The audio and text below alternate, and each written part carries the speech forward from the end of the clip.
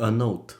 While this is a part review, part analysis video, it generally strays away from grave spoilers except for one specific part of the video which is marked.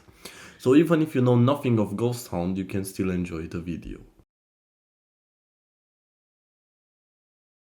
Have you ever had a dream so vivid and so mournful that it creates an image in your mind of real places you visited before? Images distant yet still heavy with meaning that run through your mind. Maybe you're flying around through a space that's now irrelevant to you, but still holds meaning. A flight through the woods, a feeling of utter loneliness sparked by your subconscious. Your mind that now appears to be contrite with feelings laden by artificial thought. This is exactly what the beginning of the 2007 anime Shinregari, or better known as Ghost Hound, questions its viewers. Many of you may know of this anime and some may not. I decided to tackle it since it came as a suggestion from one of my viewers named Malcolm Hext 5978. Their proposal was for me to check it out since it had similar theming to both Akunohana, which I previously explained why I loved, and Sonny Boy, an anime I plan to do a video on one of these days. Funnily enough, I was recently exploring other works by the creators of Lane, mostly the Yoshitoshi Abe anime Nia Under 7. So tackling one by Lane's writer Chiaki J. Konaka right after that video just felt natural. When I went to check out Ghost Hound, I quickly found out that I had already seen it many years ago, but hadn't remembered much of it, so I decided to go straight into it and tackle it in my usual form. On my rewatch this time, the thing I was not expecting to notice is heavy Denpa influence. Even from the opening 30 seconds, there's a sense of ghostly presence in the footage we're seeing. It's hazy and profoundly coveted in emotion. Someone's eyes can be seen blinking in tiredness. How is it that something conjured up by his sanctum of mind can perturb or delight to such an extent that it becomes tangible? The blink is followed by flashes of real life before the show spirals into the intro. Since this is essentially an analysis of the show, I want to briefly examine its intro. I can't play the audio due to copyright restrictions, but I'll break down each element and explore how it helps establish the show's tone, even before the viewer is accustomed to the characters and the narrative, and why this helps build a certain feeling. First of all, despite the intro being extremely jazzy and catchy, the visuals portrayed relay a feeling of loneliness. A lonely house in the middle of a mountain range, shots of the forest and a dam, all on the background of the lyrics being about finally opening your mind and a door to your memories which have been sleeping inside. Out of the dam, a ghostly presence appears, and after that we see what we assume to be our main protagonist flying through the air, almost like a ghost. As well as shots of computer screens with video games, rats being experimented on, different characters, news reports, and our main character making an audio journal of his experiences. Animals of different kind and cuts of characters in their own home, observed from a distance, as well as lines of code on monitors and the titular Ghost Hound. A lot of the intro borders on tying the technological aspects with the paranormal ghostly ones, and as such it ties very close to certain Denpa sensibilities, which are put on full display in this intro. Reality and mediated experience aren't able to be told apart. What part of the intro is real and which is not. The eeriness of being watched is another aspect, the alienation of human connection filtered through technology. Computers are shown not to be tools, but devices made for meddling with extension of thought, vessels that store memory, paranoia, and dreams, linking the mechanical with the psychological until both feel inseparable. The show has already established something, the thing its narrative is going to border on. The psychological, the paranormal, the technological are all aspects which connect Ghost Hound together with dreams. Dreams are the sleeping mind's essence upon the blank canvas of the rest, the memories of past and future stretched thin. The title of the first episode drops, and it's Lucid Dreams. An empty and dimly lit room reeks of death, half lit and heavy with a shroud of time. A lone fly drifts through the stagnant air, its wings cutting the silence with a faint, maddening buzz. Somewhere in this stark darkness, the pitch black of primordial times, someone's eyes drag themselves open. This sound design, the soundscapes created, gnaws at the viewer's nerves as the fly buzzes louder and louder, almost like Radio waves, corruption, digital madness. On the bed in front of the person who opened their eyes lies a body, face turned to the ceiling. The fly lands upon their lips, its spindly legs twitching as if testing the stillness. They do not move. They will never move. Only the light dares to touch them now.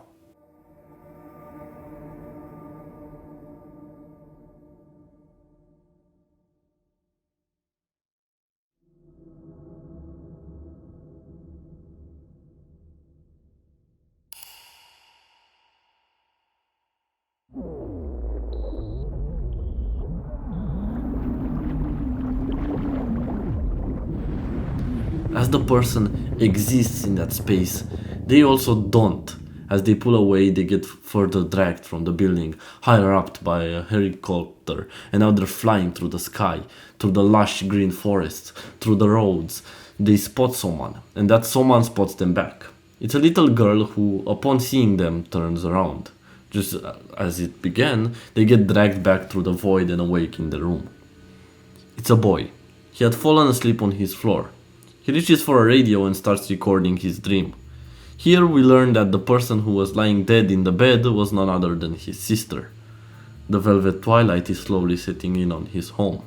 By the river, the colors border on oranges like flames and purples like the heart of darkness, which encroach the nature-filled atmosphere of a late night in September.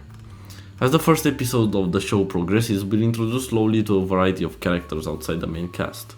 Kay, the brewers destined to inherit the family's sake business, and entwined with Taro's own family and their lingering tragedies. There's heavy emphasis placed on the sister's death, as it appears nobody in the household managed to properly get over it. The mother's prayers are unanswered as her eyes glimmer in the candle's light, in a scene which feels weirdly dissonant. The ringing of the bells and the expression of the mother tells everything that needs to be told.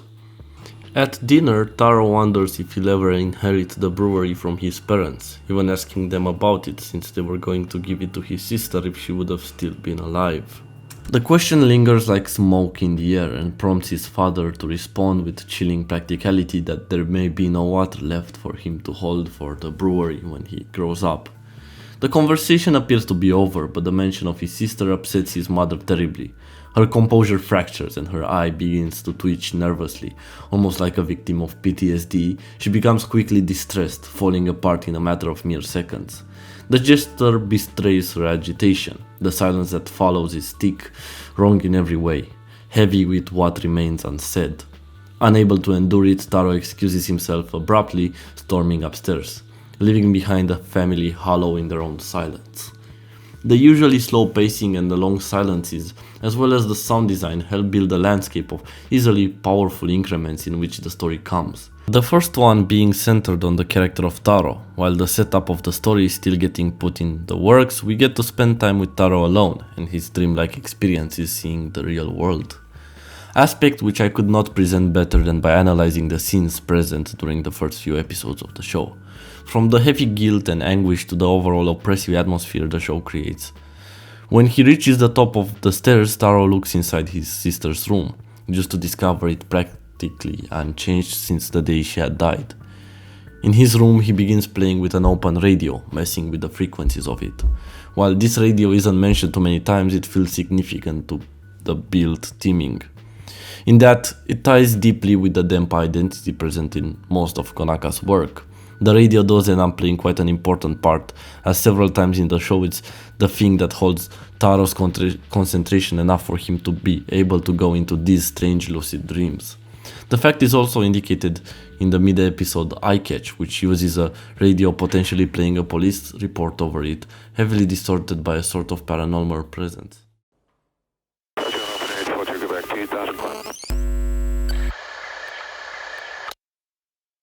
And here is where my scope essentially sits in making this video. Its early atmosphere is unmatched, and there's two more factors to contribute to that fact.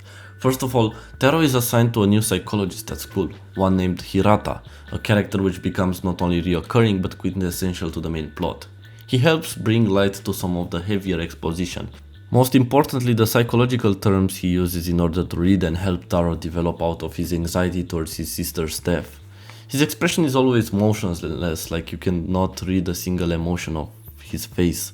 This paired with the strange dream sequences and the ever-present feeling that Taro is more alone than any person out there, set against the background of yellows and reds of the late summer, early autumn, creates a clashing and unceasing atmosphere, one that refuses to present itself to the viewer. Instead, it seeps into the surroundings sneakily like a signal barely tuned, completing the occasional silences with a tension that feels oppressive as characters seem to stare into nothingness. The atmosphere of the first episode is complemented by a constant unease, like something otherworldly keeps following Taro around. Time inside the show also doesn't seem to move forward naturally, it distorts. Moments that should pass without notice instead linger until they become overwhelming, especially during the sequences with the therapist. A dinner table is a mere battleground of one's unspoken grief. A child's bedroom left untouched turns into a shrine of absence. A radio's quiet hiss swells into the sound of something far larger than the room itself. A psychiatrist's question turns into a disturbing trip down memory lane. Nothing is allowed to feel ordinary, and that sits at the core of it. What is ordinary? Are these the after effects of mere grief? Grief is present in most aspects of the show, not in an overt declaration to prove it exists, but in the way light hangs over heavy twilight landscapes, in the long pauses between lines of dialogue, in the subtle gestures of a mother breaking down under the memory of her lost daughter, in the time spent after school and in the eyes of those around it. It is a grief that behaves like static, humming loudly, impossible to escape. Yet it is not only death that haunts these spaces, but also technology itself and the ghosts of the past. The flicker of monitors, the low whine of machines, the fractured voices carried through radio waves, these elements bleed into the dream logic until they are inseparable from the paranormal. The radio is in the boy's hands but a vessel, an antenna tuned to memory, paranoia, and dream. It's a story that heavily borders on trying hard to uphold its perfect usage of both audiovisual designs to build a tense, creepy atmosphere, informed by its studied incorporation of developmental psychology, evolutionary biology, and neuroscience. But still, at times it strays away in all kinds of bizarre manners. We'll discuss as we go along. First, let's focus on this atmosphere I mentioned above. The thing it has in common with other things that interest me are mostly the Denpa aspects of it.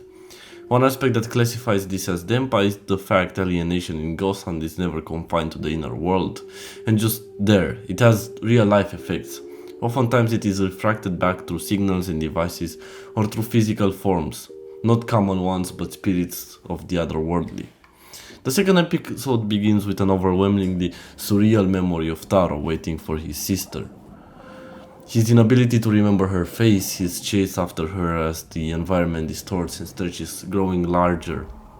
Harsh shadows follow the pavement until a giant dark creature like a statue is holding her. Its sculpted face grins just for him to awake to reality.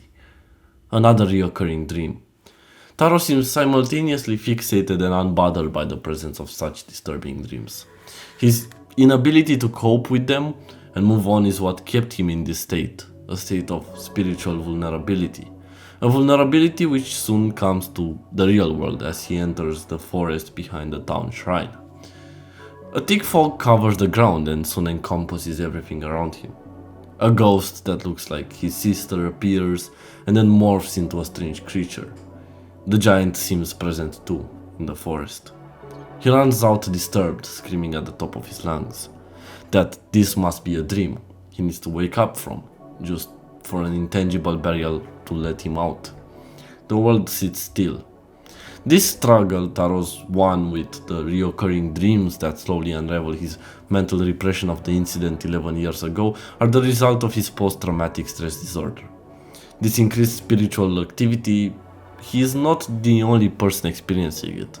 Both him and a shaman girl named Miyako, daughter of the shrine priest, seem to sit at the epicenter of the town's ghostly activities. But as you well know, all these activities seem to be somehow entranced by a technological boundary, one which might have needed a catalyst. At one point after the end of the ED during the first episode, a nameless narrator discusses a certain theory proposed by Francis Crick, one of the men who discovered the double helix structure of the DNA. Crick dismissed dream interpretation outright, claiming that dreams were not revelations of hidden meaning but the byproduct of the brain cleaning itself, deleting unnecessary noise. He pushed further, suggesting that human consciousness itself is nothing more than a 40 Hz sympathetic oscillation in the brain, something more akin to an electrical hum. Ghost Hound takes this notion and bends it until it breaks. While the in-universe explanation is indeed tied to both science and mysticism, it's a bit more complex than that. Taro's radio produces an exact 40 Hz sympathetic oscillation, one that induces some of the recurring dreams he has been having. Yet in some of those he can seemingly fly with his consciousness outwards, almost like maintaining lucidity over the real world. It's an extremely interesting approach, as the show ends up treating dreams like revelations induced by the body's ability to process certain frequencies and control them. Extremely staticky and again very fitting of the eye catch as well. What Crick reduced to static, the series reimagines as a language of its own, a current in which the human psyche drifts, vulnerable to intrusions. Static in Ghost Hound is the sound of something trying to break through to the other side.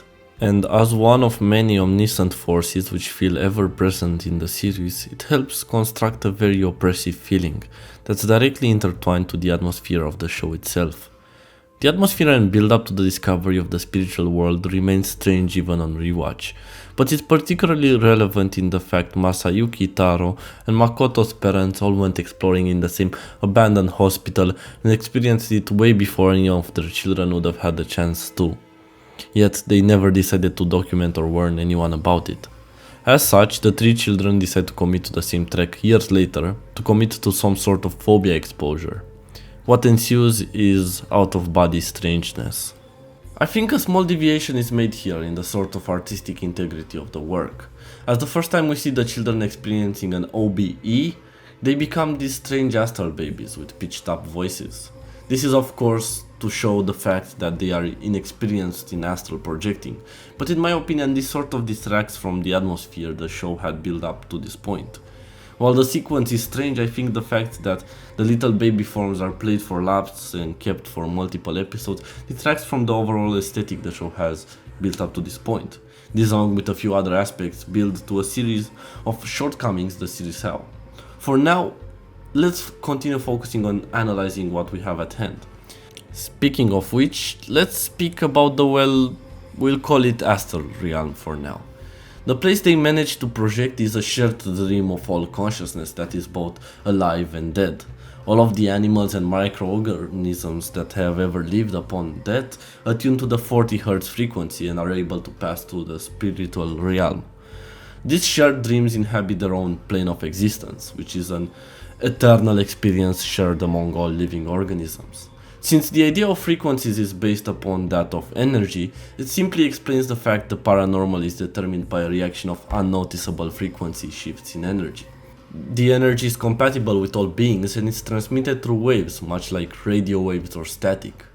Most of the episodes in Ghost Hound follow a structure based on both the paranormal idea of permanent existence and that of scientific background to the paranormal, as well as psychological influx having a definite effect on it. This can be spotted in all of the titles of the episodes, which feature a variety of psychological terminology, starting with lucid dreaming, continuing with eye movement desensitization and reprocessing, or EDMR for short. Most of these techniques being applied to Taro during his therapy. The most interesting factoid about this is that upon seeing the spirit world break through to the real world in the hospital, the children may have experienced an altered state of consciousness, in which they experience various psychological, physiological, or pharmacological maneuvers or agents. As American psychologist Arnold M. Ludwig defined it, which can be recognized subjectively by the individual himself or by an objective observer of the individual as representing a sufficient deviation in the subjective experience of psychological functioning from certain general norms for that individual during alert waking consciousness. So even in waking, the paranormal seems to induce a certain sleep-like syndrome to the one who experiences it. As the episodes go on, another term that's often brought up is phobia exposure. Originally, when doing the trek to the abandoned hospital near Turtle Rock, Taro had hoped this would help him get over his fear of the incident and eventually learn what his sister had told him that day. Unfortunately, this does not come to fruition during the trip, but he does share the idea of phobia exposure with the other guys. Each one of them seems to harbor a certain amount of fear due to traumatic experiences from their past. For example, Masayuki's fear of heights due to the fact he had bullied a person to suicide, or Mokato's disdain for his family, which he holds grudges against due to the death of his father. Eventually, the term is coined inside the show of soul traveling, representing that of leaving your conscious body behind and entering something called the hidden realm. Information brought to the table by Makoto, since his family is the main propagator of such techniques in that region, mostly due to the connection to the Ogami sect. In episode 7, this concept is further developed on when Taro ends up in the hospital. During his stay, while he is unconscious, he awakens in a visual representation of the hippocampus, along with a ghostly figure. The title of the episode is Long-Term Potentiation, which refers to the fundamental concept in neuroscience that there exists a persistent strengthening of synapses based on recent patterns of activity. These are patterns of sympathetic activity that produce a long-lasting increase in signal transmission between two neurons. So the more a pathway is used, the easier it is for the action to be executed. It even follows the idea that brain damage may cause hallucinations. Because of the alienation with certain, or the lack of, with the current knowledge we have of the show, we know quite well this insinuates the fact that the one who experiences these states of existence is between the real world and the hidden realm. The show does an incredibly good job of incorporating so many fast scientific fields and explaining them in an easier to digest manner. It draws even from that of the psychological, mostly from channel favorite psychologist Carl Jung's interpretation of dreams and his theory of the collective unconscious, both of which we've already discussed on this channel prior in the Majora's Mask video. But to summarize for those who aren't aware, Carl Jung proposed the idea that out there somewhere a collective unconscious exists, a part of the unconscious mind that is shared among all humans due to ancestral memory, and is filled with archetypes and symbols corresponding to common human development. In Jungian psychology, dreams often serve as a way for the unconscious to communicate unresolved internal conflicts or fears, typically through symbolic representations. The dreams here could be seen as the soul in want or in search, finally attuned to certain frequency of existence. During the 8th episode of the show, Taro finds a strange crack in the sky, while experiencing one of his classic OBEs, which results in him joining with a flow of creatures among the skyline, all seemingly existing in a place like his own brain. Ancestral animals existing in the collective unconscious is not something Jung theorized. Instead, this points to a completely different idea while not disproving one. To be more certain, the evolutionary biological theory called recapitulation theory, a theory that says that during the development of the embryo of an animal from fertilization to gestation, that embryo goes through stages resembling or representing successive adult stages in the evolution of the animal's remote ancestors. Since embryos also evolve in different ways, the shortcomings of the theory had been recognized by the early 20th century, and it had been relegated to biological mythology. The modern view is summarized by the University of California Museum of Paleontology. Embryos do not reflect the course of evolution, but that course is far more intricate and quirky than Haeckel claimed. Different parts of the same embryo can even evolve in different directions. As a result, the biogenetic law was abandoned, and its fall freed scientists to appreciate the full range of embryonic changes that evolution can produce. An appreciation that has yielded spectacular results in recent years, as scientists have discovered some of the specific genes that control development. The unconscious part of Taro's mind exists in tandem with multiple evolutionary steps of different organisms, which create a stream of consciousness. This idea wouldn't be developed until much later into a proper place. The show at this point took a detour to tell a one-episode short story about a ghost hunting a pachinko parlor. In yet another one of my least favorite decisions, the episode has almost no plot relevance apart from introducing the titular Ghost Hound transformation as an alternative form the boys can use in their spirit form. It wouldn't be until much later that we would return to the deeper layer of the hidden realm. In the meantime, Hirata keeps having his regular sessions with Taro, but even his skeptical nature seems to be dissuaded by the town, since he starts believing the town may actually have supernatural occurrences.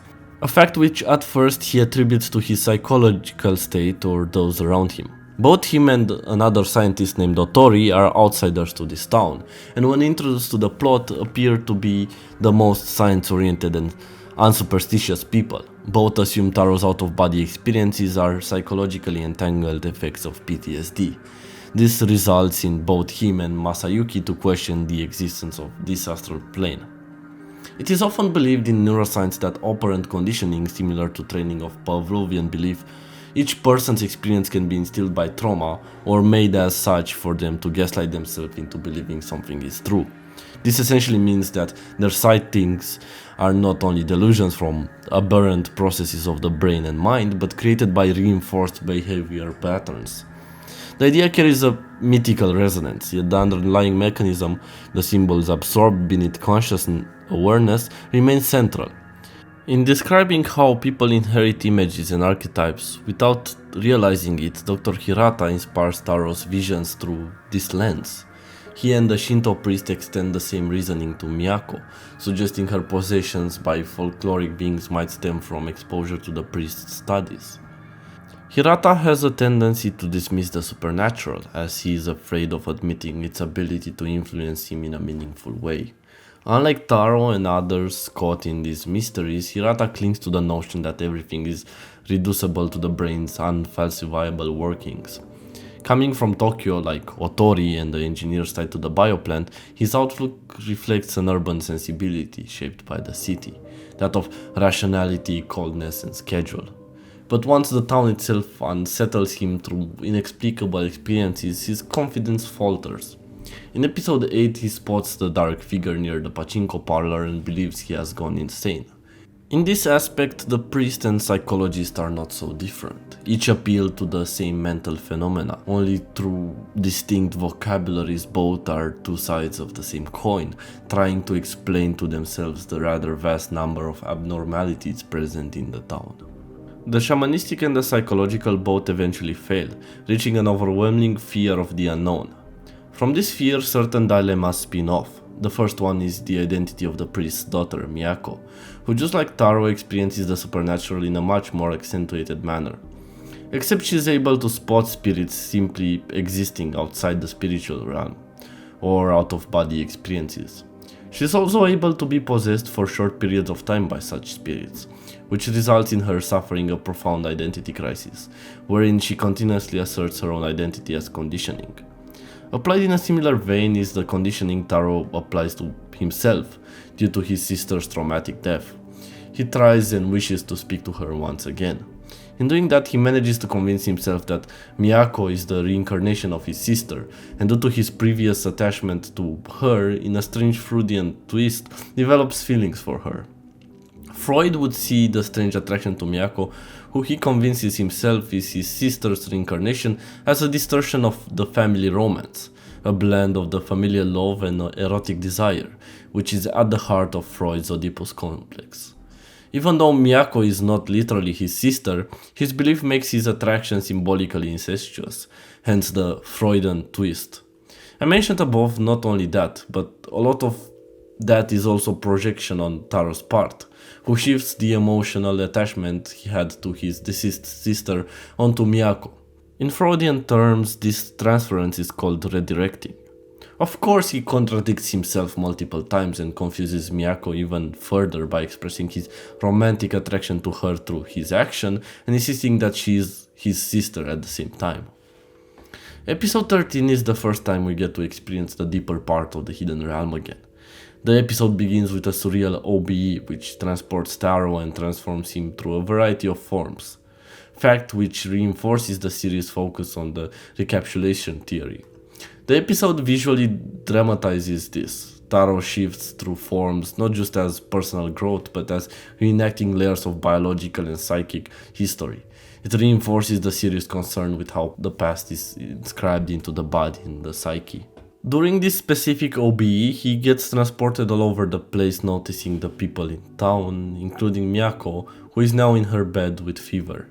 Eventually, he reawakens in the memory from when he was young, but now exists both as himself and the little boy simultaneously.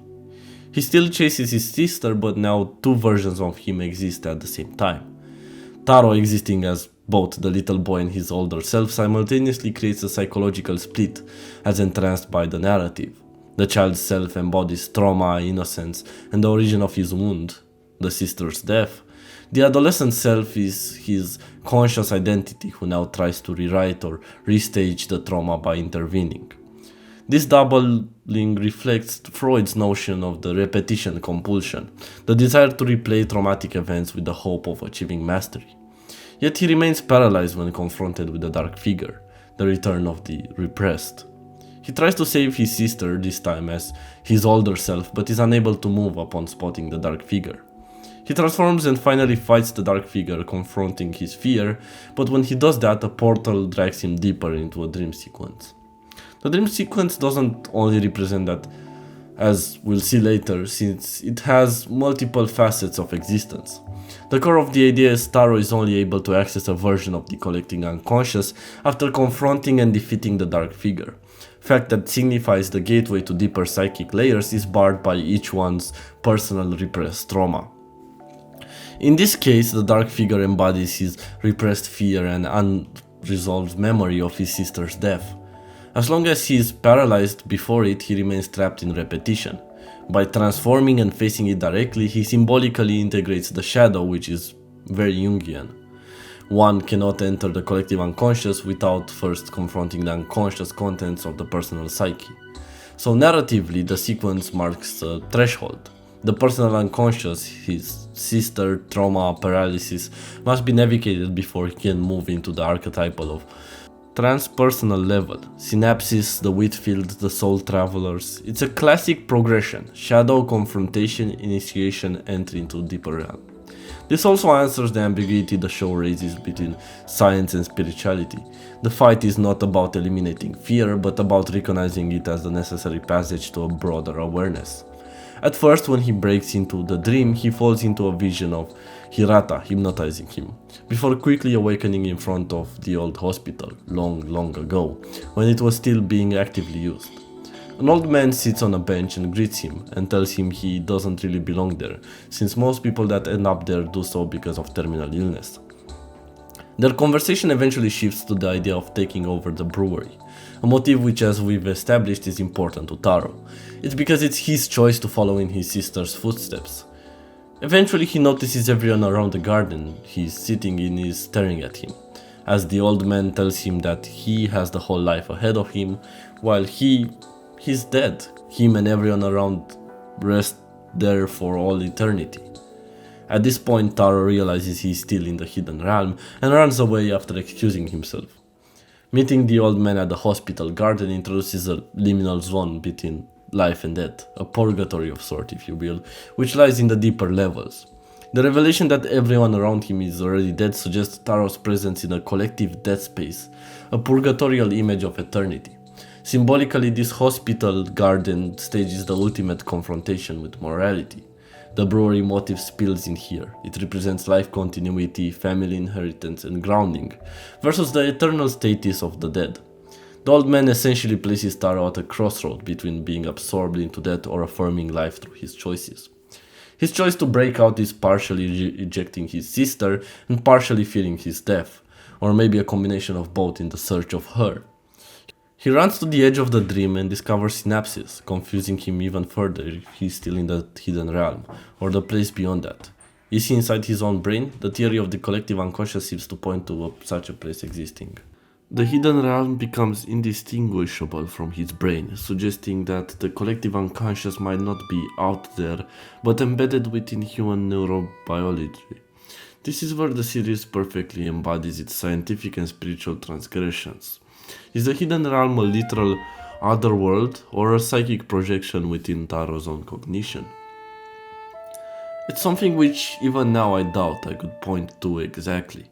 Regardless of that, he himself questions that but does not have time to find answers. He tries to raise one layer by flying into the hole in a ceiling and soon after learns there's nothing but empty space, until a voice tells him to concentrate and see everything around. Things materialize only upon trying. He is now in a wheat field with another person who is soul traveling, represented by a tiny creature. The wheat field materializing only when Taro concentrates reflects a phenomenology of consciousness. Reality exists not as a fixed plane, but as co-created through perception. This is close to Jung's idea of archetypal landscapes, symbolic images emerging from collective unconscious. Upon meeting this creature, which calls itself Narc, it points Taro to leave this place soon, since this highly abstract realm might cause him to be forever stuck there. So he imagines the place where his soul traveling began and returns to his body. While the town of Sweden realistically sits on the forefront of the largest spiritual and scientific phenomenon, it's very opposed to the idea of disturbing this balance. A balance which has become slowly weaker with the introduction of the bioplant to the town, in order to further development and funding from the state.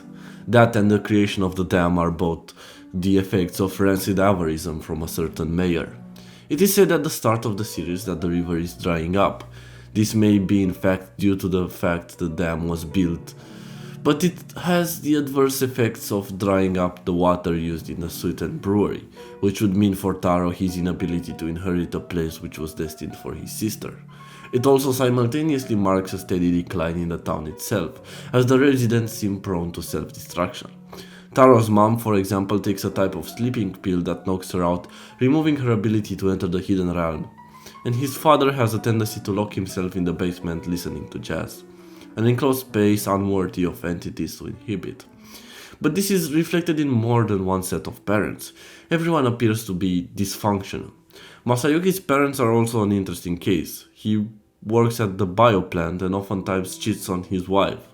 He's so caught up in his own lust and greed for wealth he becomes the most classic case of a materialist, a hedonist of the extreme, while his wife doesn't even speak to him and seems to always be playing video games. Besides Taro's dad, who's completely absent from plot and themes, and perhaps Miyako's dad, every other parent is simply terrible. Makoto's dad, quite the ambiguous character. We literally only know he played guitar and was blamed for the child kidnappings. His mother, it's even harder to sympathize with her, let alone show her any empathy. She's a woman who's abandoned her child and left him to be raised by a literal cult. She did everything wrong and even went through and back from amnesia in just one episode, an arc which proves to be absolutely useless and only furthers the show's problems, which by the third act all start piling up. Up until now, I've been constantly praising this show and delecting in its apparent depth and narratively amazingly crafted world. The problems just have been slowly creeping up on me again and again. These cracks in the show start forming around episode 14-15 and keep appearing until it eventually reaches an unsatisfying, jarring ending. So let's talk about each of the points which have driven me to the conclusion that the show either needed a larger episode count, needed to cut down on some of the runtime, or more time in the oven in general. First of all, let's discuss, as I said, the first narrative shift, which happens when the kids discover the fact they can use OBEs to travel around town and turn into the bobbleheads. My first issue with this is the fact that tonally it simply doesn't fit the show. The bobbleheads are almost always played for laughs. They are ridiculous and in a way are meant to show the fact that children have no control over their spiritual bodies as of yet. Their inclusion to me still feels rather strange, since there were a number of other ways to turn this around and make it so entities feel threatening. Not only that, but when they finally get out of their bobblehead forms, they essentially gain superpowers that allow them to tackle or destroy any issue the plot imposes on them. They're able to shift the real world, fight and kill spirits, and shift forms at will, to the point where you'd be mistaken for not believing these stances have similar abilities to JoJo's stance. Another issue with that is only one of them is given a clear explanation for the source of his powers. With the other two, you're left piecing together yourself from scattered hints. There's a ghost entity inside Taro's head which helps him in crucial moments, and is in no way, shape or form ever explained. We can assume it's his sister, but it's never even remotely confirmed who that ghost is or what its purpose is. This being just one of the things in the long list their abilities have, which apparently include premonition as well. It's not that I have a problem with the plot point itself, it's just that, like many of the things in the show, it's never resolved. As for the apparent depth, which I've analyzed over the last 6,500 words, is mostly exposed by adult characters, through exposition dumps or information being thrown at you directly. While in the context of the story this makes sense, there's two clear problems with this. The first being that this results in pacing being abnormally slow, with sometimes entire episodes dedicated to characters spouting scientific jargon at you. And the second is that there's no apparent reason for all these characters to give away crucial information with extreme ease to either people that more likely don't know the beginning of what they're talking about, or to clearly suspicious others. Several side characters appear with their own struggles and goals, but they never develop into full arcs, instead functioning mostly as plot devices. I could go into detail about the roles, but that would risk giving away too much before reaching my discussion of the set ending. But one good example that will exemplify my point is there's a fake reporter who actually works for the government, which very easily gets persuaded by the children because of their connection to the sect and the effect it could have on the political world of Japan. So instead of appealing to a higher authority or discussing with adults, he ends up working with a bunch of 14-year-olds he can barely trust who claim they can fly, get out of their bodies and have superpowers. Returning back to the point of lost time, episode 8 is one of the biggest wasted potentials. I've spoken about it earlier, but it's just one episode in which there's a bit of exposition dump and the plot doesn't manage to progress further in any significant manner. We're finally ready, I think, to enter full spoiler territory in discussing the ending and all that leads up to it. So if you haven't watched the show, I highly recommend you do so before watching the rest of the video. The last few episodes of the show are focused on the biolab facility and the fact the scientists there have been developing a form of biologic consciousness. It plays on the idea that they are trying to make a human automaton that is completely programmable. Otori is the main scientist working on the project, but there's also another person who seems absolutely out of his mind. Not only do we learn that the biolab had apparent connections to the Okami religious group, child kidnappings, and illegal organ donations because of the materials needed for the experimentation, it was also apparently tied to the hidden realm. Another baffling choice here is how a project whose purpose is to create life is spearheaded by just two scientists, those scientists not even being properly monitored. So much so that the assistant manages to release the mutants used from Yasuhiro's research into the dam, causing a big scandal between the political world, the spiritual, and everything in between, resulting in a variety of monks coming down from the mountain to the Ogami house to prepare a plan to counterattack the sect. Since by this point in the story they had stolen Miyako and were using her as a vessel for some sort of ritual. Makoto and Masayuki help devise a plan to allow Taro to enter the shrine, where Miyako is being held as the leader of the Ogami religious group. Only women and girls are allowed to enter, so the boys plan on dressing Taro up as a young female so that he may enter and rescue Miyako.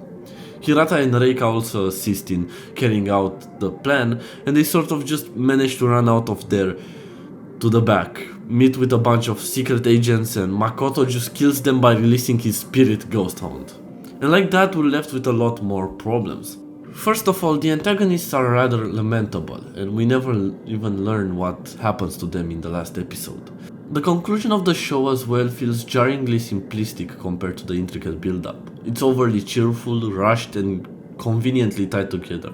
It gives the impression that the series was originally meant to run longer, but was forced into an early wrap-up, leaving the ending unsatisfying and rather disappointing, as well as leaving a variety of questions not only about the kidnapping, but about the hidden realm and Taro's sister.